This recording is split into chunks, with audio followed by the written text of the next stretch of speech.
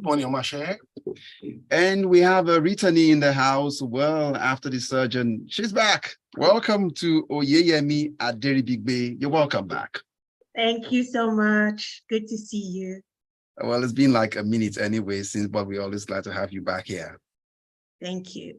So, Chibuzor, we will kick things off starting with you this morning. Then we'll go to Oyeyemi, who joined us virtually this morning.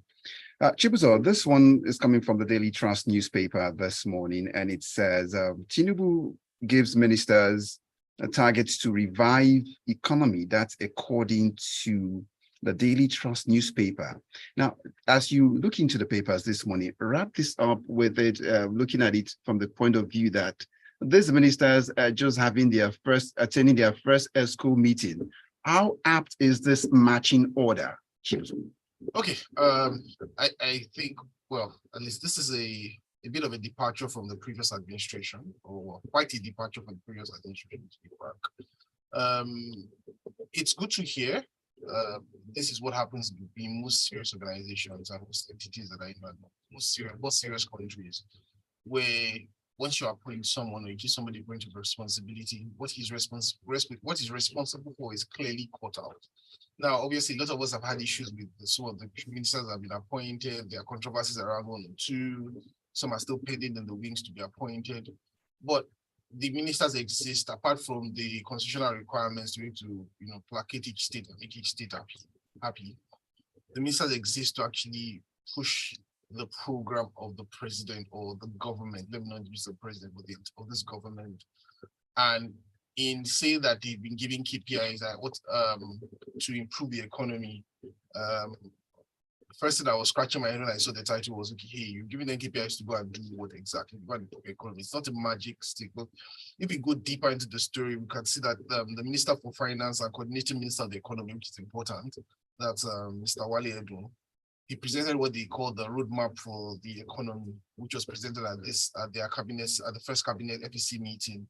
So there is, what I understand by this, or what appears by this, is that there's a clear roadmap that has been put together by the government, and the ministers have been presented with what their roles are in achieving this roadmap.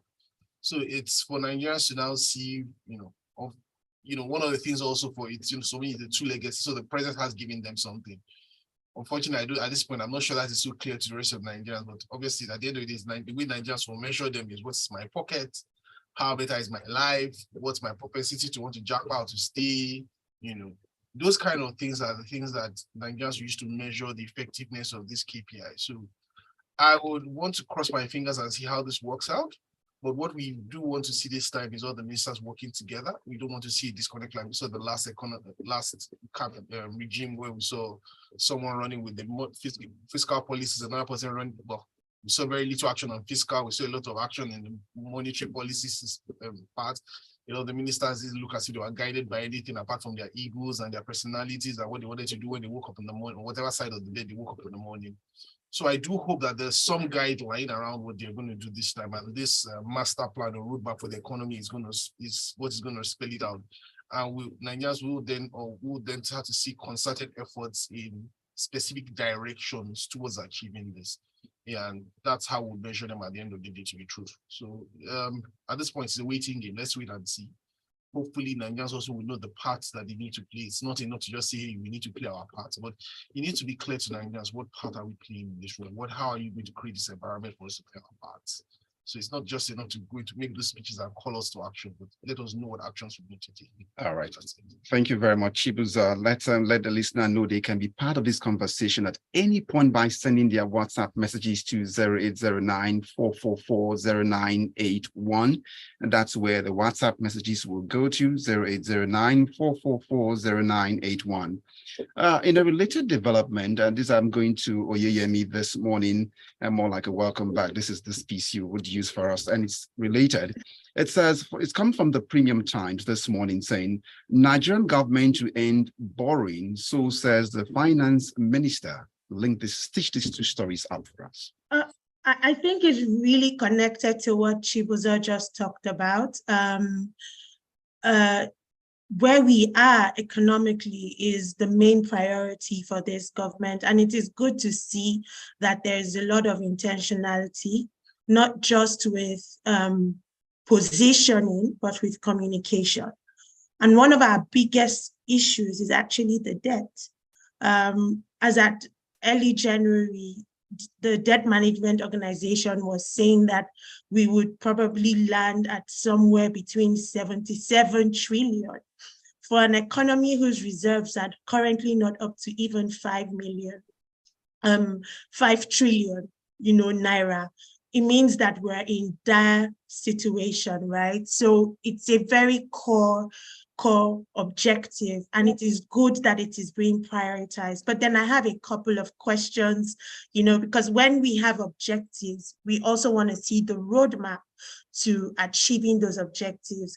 One of those objectives will be savings in government. Our government is big. Our government is a heavy spender. And when you're looking at our fiscal, there's tax, right? But then our spending actions it's like a choreography and very disjointed. So I think that that's one thing. There has to be a unification of the dance that's happening with our spending actions. And I saw something in the news yesterday that gave me a lot of pleasure. So we have UNGA coming up very soon. And the president has directed that anyone who does not have any specific objective or duty, at the event should not be allowed to travel. It's a long time since we've heard that. We know many times our public officers just take the advantage to have government-sponsored holidays. So that's a good move. Apart from saving, we also need to look at decisions at the subnational levels. Governors also have borrowing powers. They also have capacity to make those kinds of decisions. So while you have federal unison, there must also be the same song at the subnational level to ensure that spending is, managed. And by the time you combine savings, responsible spending, reduction in debt, you also look at the savings that we've had with the subsidy, you also have accountability. I think that we'll be moving off this precipice, and it's a step in the right direction.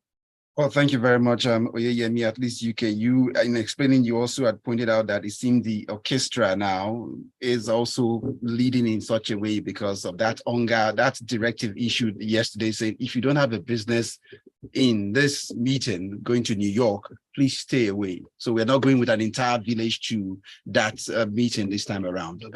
Absolutely. No sad families.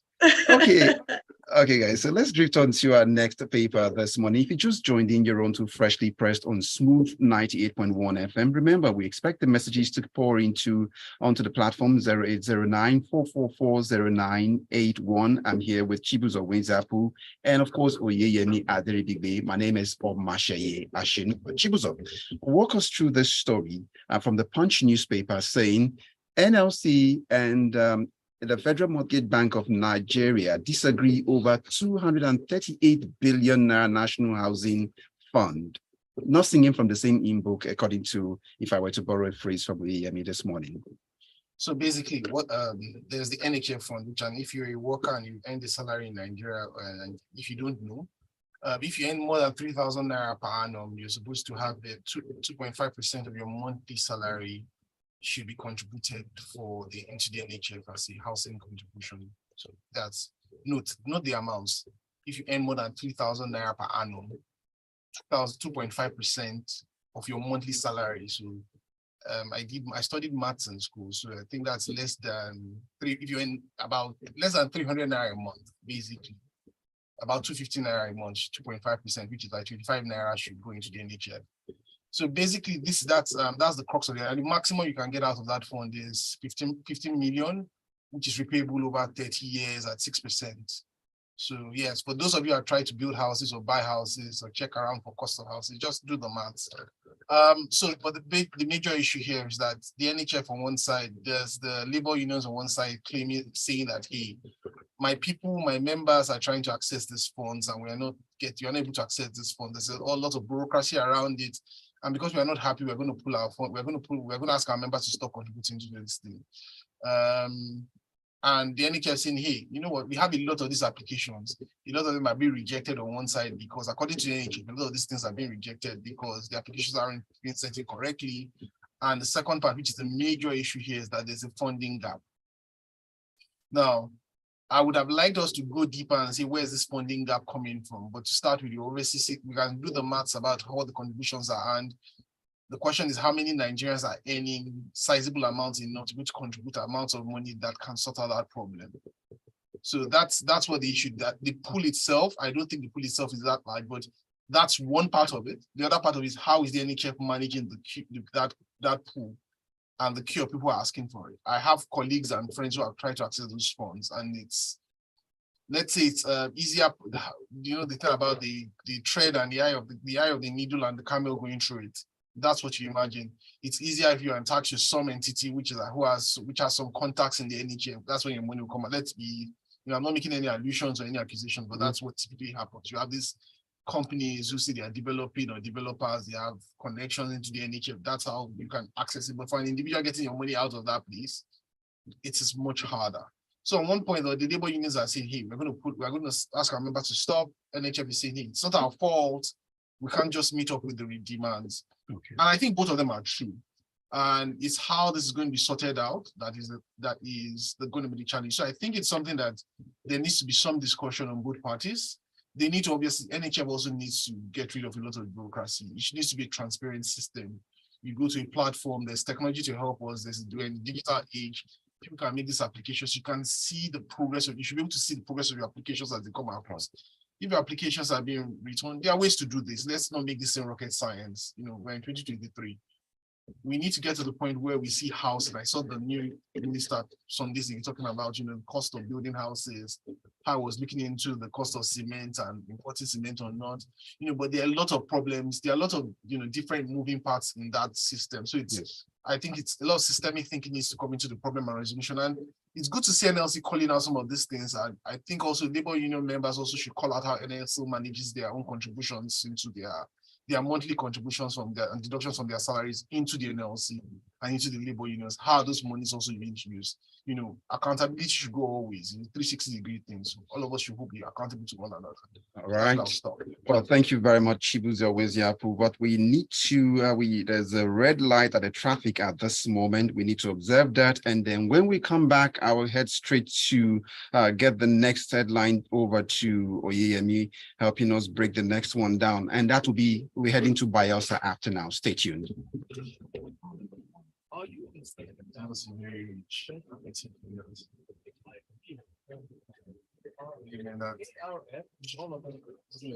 trying to access NHF, not to be busy. I was like, Apple have been trying to access for 5 years now. That's not the joke. They've even updated some of their rules and requirements. Sorry? I said they even updated some of their rules and requirements recently. The one, you know, they said private companies need not contribute mandatorily. I think they also increased the amount. There was something they did that was increasing the amount that you could access from the NMRC to 50 million, you know, so let's see. That wasn't, that still isn't clear to me, but what? Yeah. Because yes, it looks so far. And then they are trying to peg it to minimum wage as well. So let's see. We're back.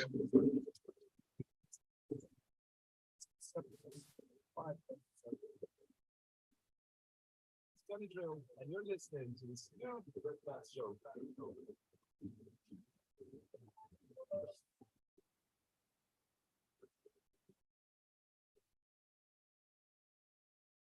We're smooth 98.1 FM, and you're on to Freshly Pressed. My name is Omatseye Atsenuwa. I've got the analysts in the house helping us break down the local daily headlines this morning. Chibuzor Nwaezeapu and Oyeyemi Aderibigbe still here. But before I head on to the next paper, let's go to the messages pouring in already. Dakpo from Akure Sense this morning says, it is good and nice to come out and talk tough by backing matching orders to your various ministers to fix the economy.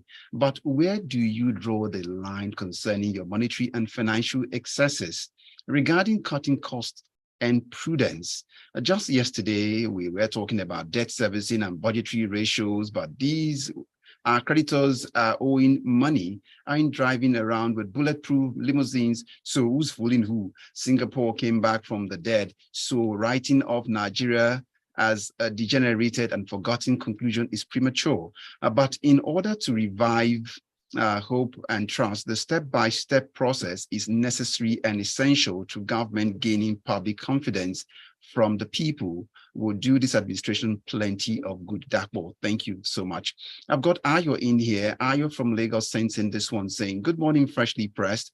Chibuzor and Oyeyemi in the studio are on point on the first two headlines, and as usual, well measured and good tone.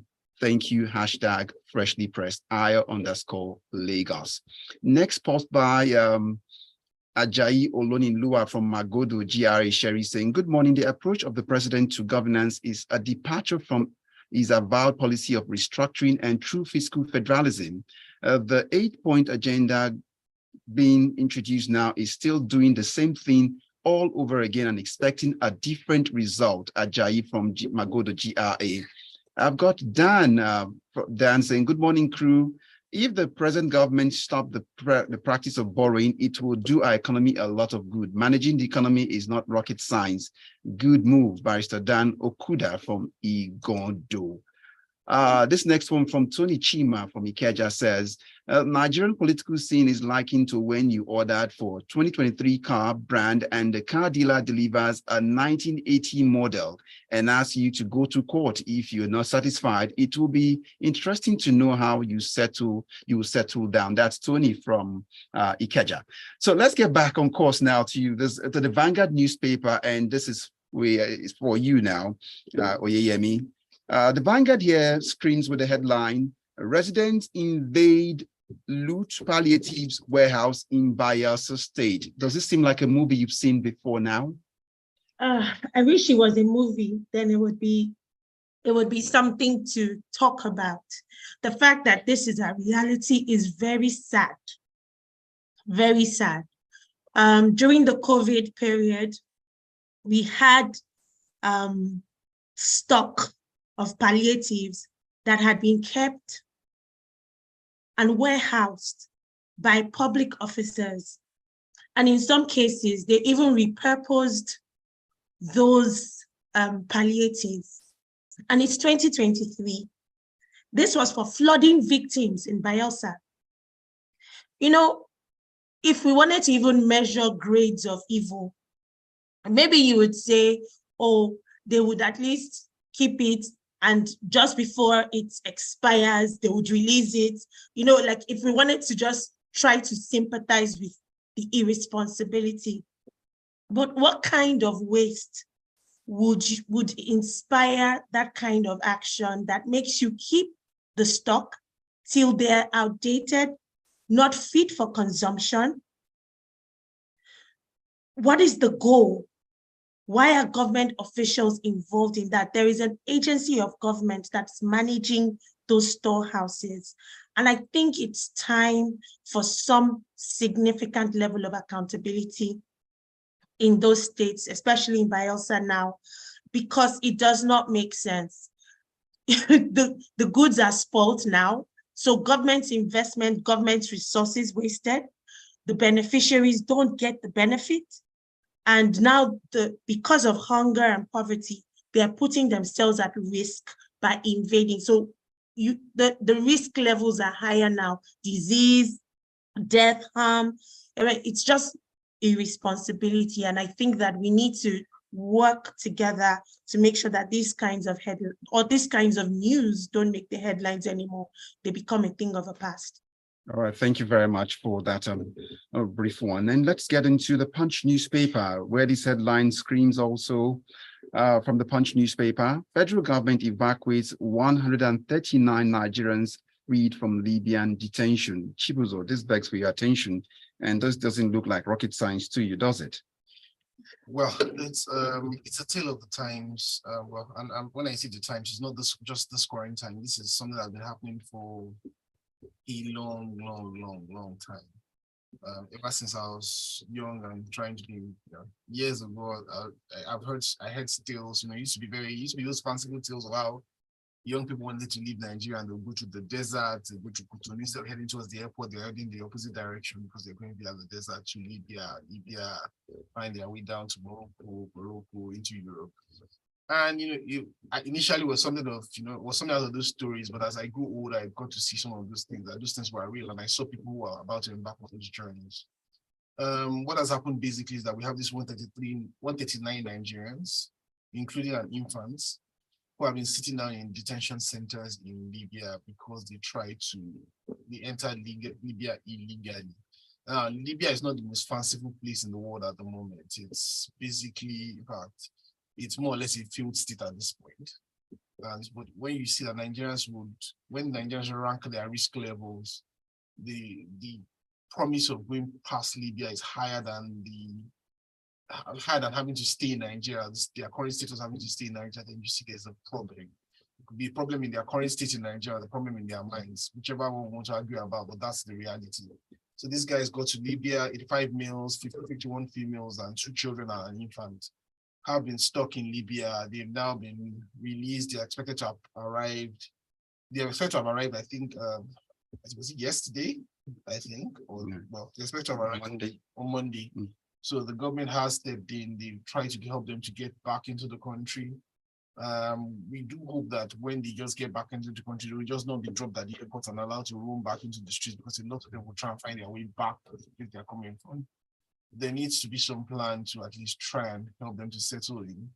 But obviously, like we spoken earlier, there needs to be a larger plan that would make this kind of journeys less attractive for younger Nigerians. Thank you very much, Chibuzor. But let's let you know, as a listener, you can get your thoughts in on any of the headlines being taken from the local dailies this morning on the phone and WhatsApp 0809-44409, 0809-4440981, WhatsApp messages only. Well, it seems this messages, the headlines at your table this morning, Oyeyemi, issues relating to human angle. So let's have you deal with this one once again from the Guardian newspaper. Ogun, communities lament deplorable state of access road, this time not palliative now. How would you walk this one down for us this morning again? It's sad. It's sad. And I mean, the infrastructure state is terrible, right? We know that. It's mixed with irresponsibility of the past. It's mixed with the inaction by government in many cases, and the failure of government to keep its promises to its citizens. But if we have faith, the repair work seems to be on, but it needs to be urgent, right? It's important that for roads like that, because if you look at the story, people are relocating because they cannot ply those roads again. Students and children are out of school because the road is not pliable. And then you still have local government officers who are trying to get a buck for buses and people who still try to make sense of the damage, right? We understand that the governor had visited the area prior to this and had made certain promises. So I guess this is a call, to the government to expedite action on that. It's not just Ogun State. Across the nation, you would see it. A couple of days ago, we saw a very sad video where a governor was stuck in a gully, and there were questions as to even his safety in that space. So it's not just the citizens. Everyone is impacted by the failure of delivery of public goods. And so it's important, that when you even have these kinds of emergencies, they are escalated to a higher level and dealt with the kind of urgency that you would, if you were dealing with a general emergency, because it's a road, but there's so much that's impacted: economy, health, livelihood, security, and all of that. So, I mean, these things go without saying, but we need to make sure that government gets more human day by day and feels, the brunt of Nigerians. All right, thank you very much. But just to bring perspective into this one, the residents in question are property owners of Pakuro, Ijere, Worugudu, Magbon, and Tolo, and other surrounding areas in the Obafemi Owode local council area of Ogun State. That's what we're talking about. But then it's more like a microcosm already. You could just, what you see in Ogun, you could as well see it in other parts of the country from what you're saying now. Yeah. So Chibuzor, let's get into your final paper for the morning with this one coming in now from the Nation newspaper. Falana to Nigerians insist on transacting business with China in Naira. That's according to him. If you can do this for us in a minute, it'll be fine. Okay, I'll try and give as much as I can on this story. So, yeah, Mr. Falana has been on this crusade for a while. And he's part as an individual he's an activist lawyer. Femi Falana's son has asked Nigerians to insist on transacting business with Chinese in Naira. So the background of this is the currency swap deal that was agreed I think in May 2018 with China. I think was about 16 billion RMB. And it was signed between Nigeria and China. And basic idea was to allow Nigerians to be able to put parties to transact in their own different currency, and this amounts could be swapped out basically or exchanged. So Nigerians could buy stuff in China with Naira, Chinese, and they could do the same thing but both ways. But there was a limit, there was a cap to that value. There was a total cap. So there's a bucket, and that bucket will be depleted as we go on. So what Mr. Femi Falana has done is he's gone to the CBN to go and find out if this deal is still valid. CBN has responded saying yes, it's still valid and it's open for renegotiation in 2024.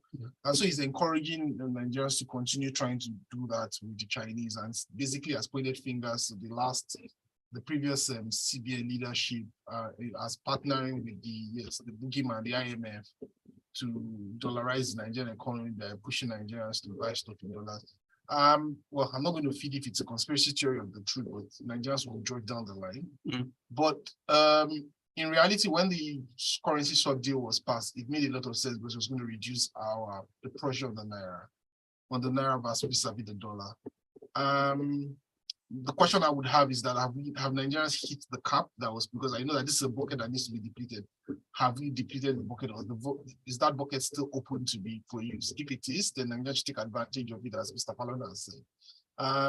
That for me that's basically what it is. If it's available, let's do it. All right.